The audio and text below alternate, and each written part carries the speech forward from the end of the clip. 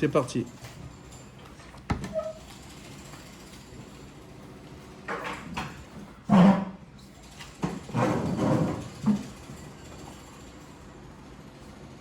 Amar Rabbi Yochanan, Daf Kuf Gimel Amud Aleph dans Yevamot, une Gemara qui est très étonnante. Amar Rabbi Yochanan, Sheva Beilot Baal Oto Rasha Beoto Hayom. שנאמר בין רגלי הקרה, נפל, שכב. À chaque expression, Sisra, concernant Sisra, donc avec Yael, lorsque Sisra était en fuite, et donc Yael, elle va l'attirer vers sa tente, et il va avoir cet lien avec elle, et puis ensuite elle va lui donner il va s'endormir, avoir du fromage, elle va s'endormir, et elle va lui casser la figure. Vous ne pouvez pas donner du vin, c'est mieux. Elle va casser la figure. אז השאלה היא comme ça, l'Agma dit va kamitania me'avera, pourtant elle profite de l'avera. Amar Rabbi Yochanan, kol tovatan shel reshaim ra'ai etzel tzadikim. Donc on fait l'éloge de Yael, on fait l'éloge de Yael parce qu'elle a eu ce dévouement qui était pour elle abominable, mais en faveur du Ham Israël, afin de l'affaiblir par cela, et ensuite elle pourra venir à bout d'une grande Toum'a. Et la question qui se pose est la suivante. On sait que dans Gilui Arayot, il y a Yaharek Valiavor. Comment ça se fait que Yael, elle pouvait faire pareille chose? Est-ce qu'on peut décider d'enfreindre une des lois de la Torah pour une fin idéale? Alors, certes, pour la vie, on a le droit de faire. Donc on a le droit de transgresser n'importe quelle mitzvah pour la vie, mais il y a des exceptions. Il y a Gilui Arayot, Abodazar Gilui Shukudamim. הוא ברח מהמלחמה, הוא הפסיד, הוא חושב שהוא רוצה לעשות כל זה avec une femme.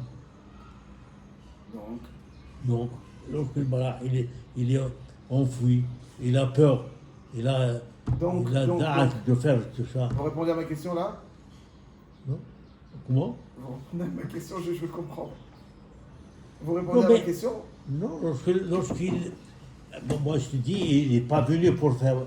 Il n'est pas venu pour ça, mais Oui. alors là, vous renforcez la question. Il n'est pas venu pour ça, elle l'a attiré pour le tuer.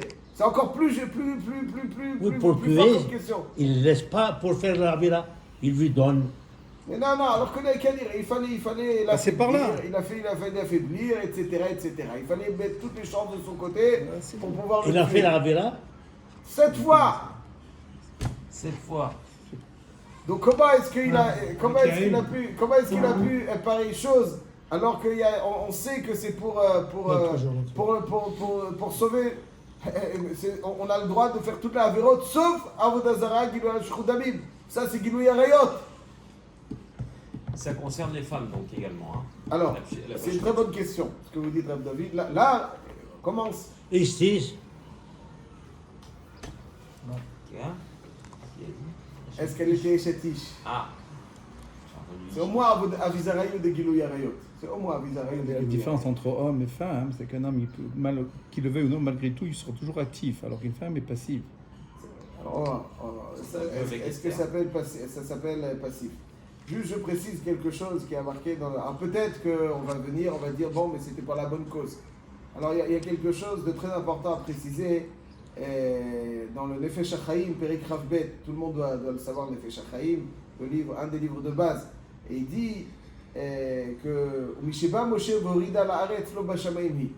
Ça veut dire quoi, Lo Bashamayim Hi? Les Bal Yitrakem Adam Agadol, quelqu'un qui a des asagot dans les Olamot Elyonim, il sait que cette action va être metaken de Olamot, à l'image de Yaakov Avinu qui a épousé 2 sœurs, parce qu'il savait qu'épouser 2 sœurs, ça allait faire des grands tikkunim dans les Olamot Elyonim. Alors quelqu'un va faire une avéra, il dit, moi je suis metaken beaucoup de choses avec cette avéra. Oy va avoy lo, il dit.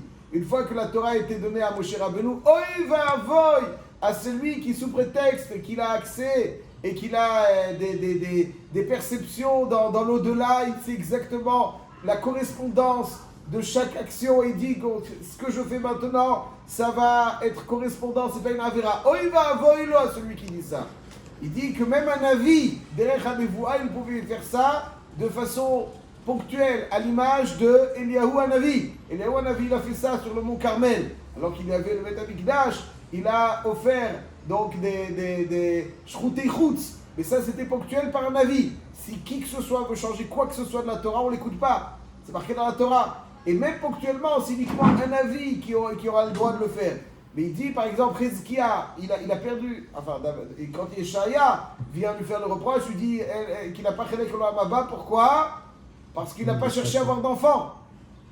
C'est-à-dire, mais lui, il a vu que ne pas avoir faire cette avéra, c'était bon pour le Ham Israël, parce que l'enfant qui allait naître, il lui dit, mais Ba'adekav Shel Rachman al Malach, ça c'est des choses qui ne te concernent pas, mon cher Hizkia. Jusqu'à que Hizkia, il regrette. Effectivement, il va chercher à avoir un enfant, il va épouser la fille de Yeshaya, et ensuite il va avoir l'enfant.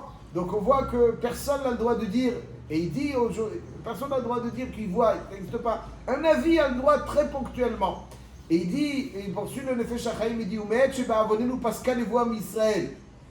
Et depuis que la nevoa n'est plus malheureusement, Av imit asfu kol chachmei Israël.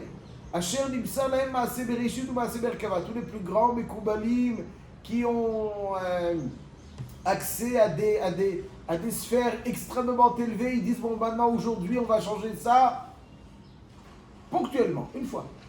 Une fois. Il dit, afezé prat beze mitzvah, ole akdim ou le acher zmana.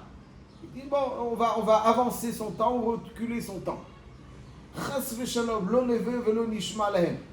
On ne peut pas écouter. C'est-à-dire, ce qui est marqué dans le Shulchan Aruch, c'est immuable. Immuable, tu ne peux pas changer. Et il dit, on peut être mechadesh mitzvah de Rabbanan à l'époque du Chachmei Talmud, mais plus aujourd'hui. Alors il dit que le mot de la Kabbalah, c'est pour faire les mitzvot existantes avec plus d'entrain. Mais jamais changer quoi que ce soit, ni dans les mitzvot, ni dans leurs détails, ni dans leur temps, etc. Et donc Yael ne peut pas dire, bon, c'est pour la bonne cause. Ça n'existe pas pour la bonne cause. Tout ce qu'on a, c'est la Torah, elle doit être inchangée dans tous ses détails, les moindres détails. Alors comment elle a pu faire? C'est comme vous avez dit, il y a le moussak de Karkaona. Mais attention. Les Maasé, on voit que Esther, la première fois, elle a été prise au palais, et là-dessus, elle était encore permise à Mordechai. Mais ensuite, lorsqu'elle va aller, elle, initier le lien avec Achashverosh, il y a marqué « Veka'asher avadeti, avadeti ». Veka'asher avadeti, avadeti, donc ça veut dire qu'elle deviendra interdite à Mordechai. Pourquoi? Pourtant, elle est Karkaolam. Et là-bas, parce qu'elle a initié le lien, comme elle a initié le lien, Azmimei, il n'y a pas le concept de Karkaolam. Et là, il faut bien, j'explique un petit peu mieux. Il y a une shéla très célèbre dans le Shvut Yaakov, tristement célèbre.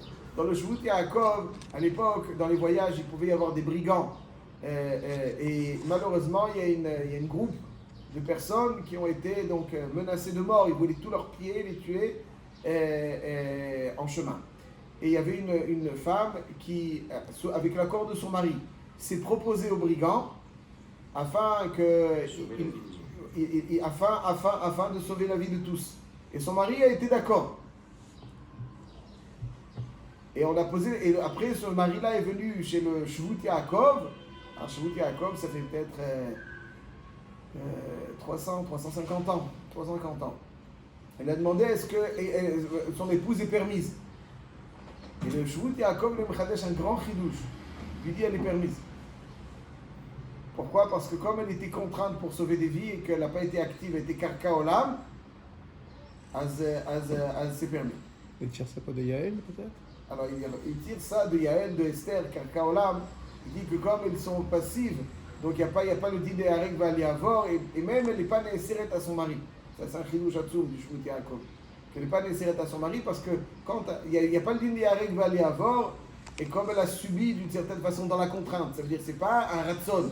Si elle veut, là on ne dit pas qu'elle veut, elle veut pas, elle était obligée de le faire. Donc comme elle était obligée de le faire, Azmimei là, elle est moutérette à son mari, il n'y a pas d'arrêt qui va aller avoir là-dessus. Comme ça il dit le Shvut Yaakov. Et c'est un très très grand chidouche. J'ai toujours la question, il faut vérifier dans les poskim encore une fois, mais la question de Esther, c'est exactement la même configuration que Esther. Esther a marqué Veka'asher avadeti, avadeti. Donc la Gemara dit dans Megillah qu'elle est interdite, elle devient interdite à Mordechai. Donc elle a fait aussi sur la contrainte du Alors quand est-ce qu'on voit le Yisod de Karka Olam? Donc le Tzarich Yud sur le Shvuti Yaakov. Et quand est-ce qu'on voit, oui, là, le din de Karka Olam? Le din de Karka Olam, on le voit dans un cas où une femme est forcée. Il n'y a pas le din de Yarek Valiavor. Il n'y a pas le din de Yarek Valiavor quand elle est forcée.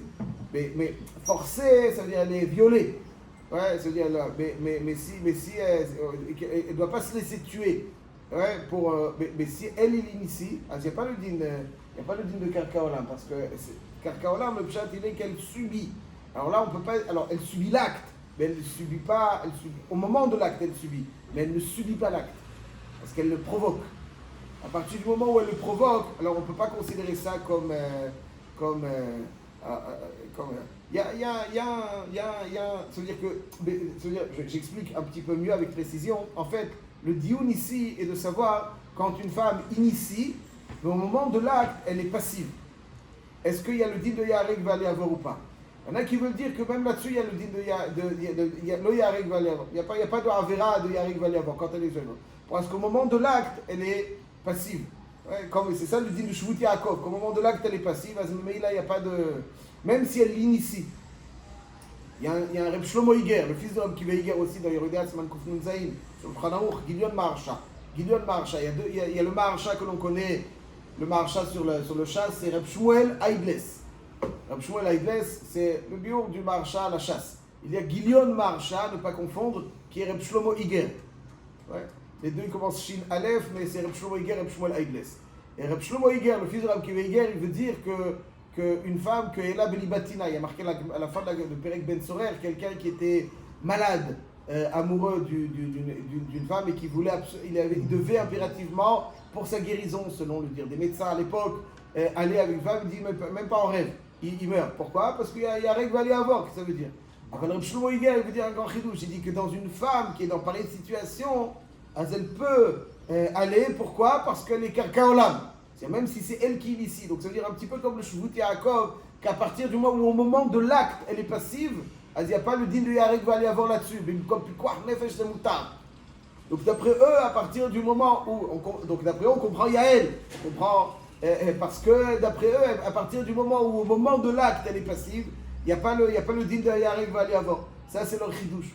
Alors, comme j'ai dit, c'est un grand chidouche. Je crois que dans les poskim, c'est pas mouskam comme ça. Parce que, comme on l'a vu d'abord dans Esther, on voit Mephorach. Alors on peut être Mepalpel qui a relié autre qu'Esther, elle était nécessaire. Mais en tout cas, dans Shvuti Yaakov, il a permis à son mari. Comment c'est possible qu'il peut la permettre? Et comment il fait avec cette Gemara?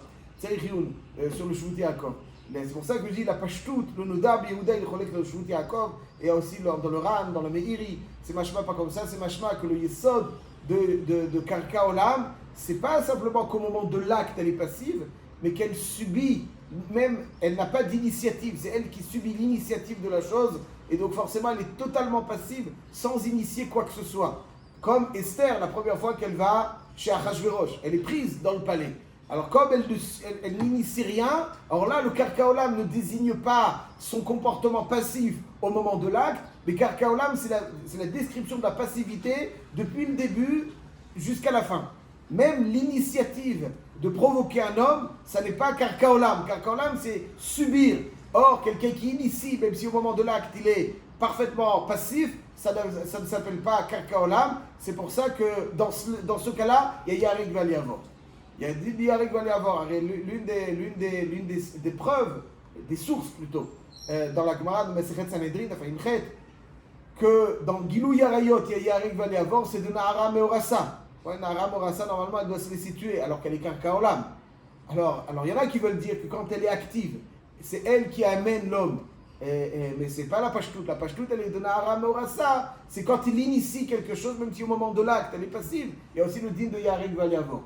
Donc, Bish, là-bas, d'après le Shvuti Yaakov, mais qui est caché, comme on l'a dit, de Esther, comme la Gemara dit qu'elle était Asura Esther. Alors, on comprend le comportement de Yael, parce qu'elle était Karka Olam. Aval, d'après le Rov des Poskim, Nodab Yehuda, comme c'est Mashma Chidou Sharan, Meiri, que même si elle est au moment de l'acte passif, mais à partir du moment où elle a initié la chose, même si au moment de l'acte passif, il y a aussi arrivé à avoir, comment on va expliquer Yael et Esther? Là-dessus, Al-Kochach, il faut dire que quand il s'agit de la Hatzala du Am Israël, c'est pas une Hatzala de soi ou d'un groupe de personnes. Il y a un danger qui pèse sur tout le Ham Israël. Là, là on applique la svara de Karka Olam et donc là-dessus c'est Mouta. Dans ce cas, c'est pareil pour Esther. D'accord. Non, mais יכול Esther- להיות qu'Esther, ce qu'elle a fait, là je précise, יכול להיות qu'Esther, ce qu'elle a fait c'était Mouta, אבל néanmoins נאסרת à Mordechai. Donc c'est-à-dire C'est שני דברים. Yael, si elle était Natish, elle est Nesseret aussi. Elle est née ou elle Son mari. Oui, vous Après. avez tout à fait raison. Vous avez tout à fait raison. Terminé. Ah, d'accord, d'accord. C'est-à-dire qu'un C'est pour ça que je quelqu'un précise. sacrifie, Même, je précise que la question initiale sur Yael, qu'elle soit échétiche ou pas, אבל יעל אשת חבר הקילי אגב, יכול להיות qu'elle sera oui נאסרת à son mari. Ah, elle était mariée alors. אבל על כל פנים, il faut savoir que même si une femme n'est pas mariée, בעיקרון, il y a ce qu'on appelle avisaraïou des gilou yarayot. Ça veut dire que même si je dis à quelqu'un d'avoir un lien qui est assurak belav, parce qu'avec une herva, il y a deux types de liens. Il y a un lien intime et il y a un lien donc même d'embrasser, de toucher. Ça dessus aussi, il y a yarik valiavo. Ouais, ça veut dire c'est un lave. C'est un lave. L'otikrivu le galot herva. Mais il y a quand même yarik valiavo, même si c'est qu'un lave. Donc là, quoi, c'est dans la question, qu'elle soit chétiche ou pas, la question elle reste. Néanmoins, ici, en l'occurrence, il y a qu'elle est des seret, aval al kol panim, c'est l'autre chose. Même si elle est des seret, à kol panim, pourquoi elle est des seret? Parce qu'elle est initiée. Mais à partir du moment où c'est pour la Hatzala du Ham Israël, là-dessus, donc, c'est Mechila, mais d'abord, il y a pour le cas d'Esther, il y avait l'exardine de Haman, alors que là, qui dit que si Israël allait tuer tout l'âme Israël, je sais pas quoi. Sisra, c'est une grosse force de Touma. Elle considérait qu'il y avait. C'est à la Pied Kabbalah, on n'est plus dans les Non, c'est pas le Sioux. Kabbalah. C'était un homme d'une puissance extraordinaire qui constitue un vrai danger pour l'ensemble du Ham Israël. À partir du moment où il y a un homme qui est aussi dangereux, il pouvait faire des ravages dans le Ham Israël. Et donc là, elle considérait que c'est la Hatzala du Ham C'est la Israël. Israël jusqu'à aujourd'hui ou pas? Certainement. Jusqu'à aujourd'hui, maintenant, il faut rentrer dans des cas. Si on sait très bien qu'il y a quelqu'un qui constitue un grand danger pour le peuple juif, et il y a un agent du Mossad qui peut aller et puis pour venir à bout, ça c'est un dossier qui doit être étudié. Mais la potentialité existe. À partir du moment où il y a un vrai danger, gros danger sur l'ensemble du Ham Israël, et qui peut être annulé et abattu à partir du moment où il y aura ça, c'est tachet. En tout cas, c'est comme ça les Elle a fait de sa propre initiative, Yael, ou on lui a Non, demandé c'est sa de propre faire? initiative, elle a appelé dans la tente. Parce Elle a que appelé dans la tente. Esther, la différence, c'est qu'elle a été incitée par Mordechai. C'est vrai, mais il lui a demandé. Il lui a demandé de le faire là où ça Yael, change elle a pas. pris l'initiative. C'est vrai, mais alors c'est Mordechai qui a pris l'initiative. Comment Mordechai il a pu le faire? Ce que je veux dire, c'est que dans le maasé de Yael, elle va un petit peu plus loin encore, parce qu'elle prend l'initiative d'elle-même. Elle n'a pas été, entre Et guillemets... Mordechai, comment il peut prendre l'initiative? Parce que Mordechai, c'est le chacham du Dor, donc il voit, donc il La utilise différence, un c'est agent. que lui, Gdolador, elle n'est pas Gdolador. Non, mais après, il y a le Ah, Gada, bah, il y en a la dans qui la s'imposa à tout c'est le monde. l'éloge de Yael, c'est-à-dire qu'elle ne s'est pas trompée. Donc on voit que Yael, elle a eu raison de faire ce qu'elle a fait. Ouais. Il y a marqué Gdola Avera Lishma. Ouais, il y a des imbéciles qui vont dire Avera Lishma. Ils vont dire c'est une Avera Lishma. Shem Yatzilenu. Le raisonnement, pareil, c'est le raisonnement qui perd le Ham Israël, qui perd c'est-à-dire le Avera Lishma, c'est une Avera qui est mouteret al pidin, et elle l'a fait avec le plus grand des dégoûts, mais finalement elle l'a fait pour le Ham Israël, pour sauver le Ham Israël, et al pi halacha. Quand c'est pour sauver le Ham Israël, on n'est pas dans le cadre de Yarek Valiavor. Bifrat qu'elle est quelqu'un au mais c'est pas sauver un groupe d'hommes, c'est pas sauver, c'est pour sauver donc une menace qui pèse sur le Ham Israël. Là-dessus, il n'y a pas le digne de Yarek Valiavor. Zach Baruch.